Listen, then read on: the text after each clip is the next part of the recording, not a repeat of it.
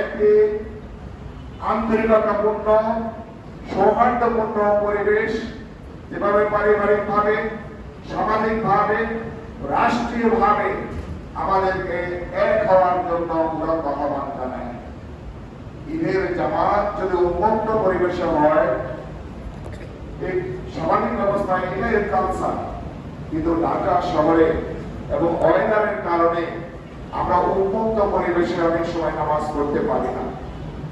উন্মুক্ত পরিবেশে ঈদের নামাজ যে কালচার, এর মানে হচ্ছে আকাশ এবং জমিনের যিনি মালিক, আকাশ এবং জমিনের যিনি মালিক, তাকে সাক্ষী রেখে আমরা দোয়া করি এবং হৃদয়ের মধ্যে সারা পৃথিবী উন্মুক্ত ভাবে সকলকে যেন আমরা গ্রহণ করতে পারি, এটাই আমাদের শিক্ষা দেয়।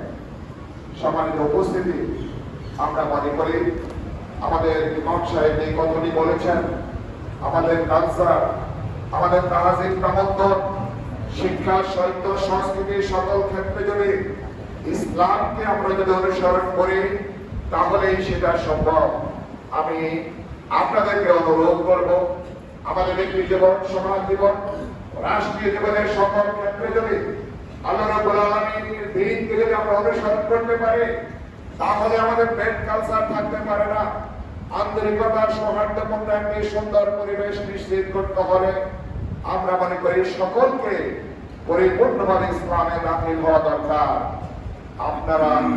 আমরা যদি, আমি যে প্রথম আয়াত পড়েছি, ইয়া আইয়ুহাল্লাযীনা আমানু তাকুল্লাহ, হে বান্দাগণ তোমরা আল্লাহকে ভয় করো এবং মুসলিম না হয়ে মৃত্যুবরণ করো না, এই আয়াতকে যদি আমরা ধারণ করতে পারি তাহলে আমাদের ব্যক্তি জীবন, সমাজ জীবন, রাষ্ট্রীয় জীবন সকল ক্ষেত্রে একটি সুন্দর পরিবেশ নিশ্চিত হতে পারে।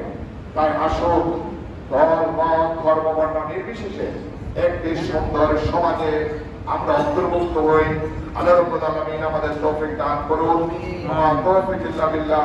আসসালামু আলাইকুম ওয়া রাহমাতুল্লাহি ওয়া বারাকাতুহু।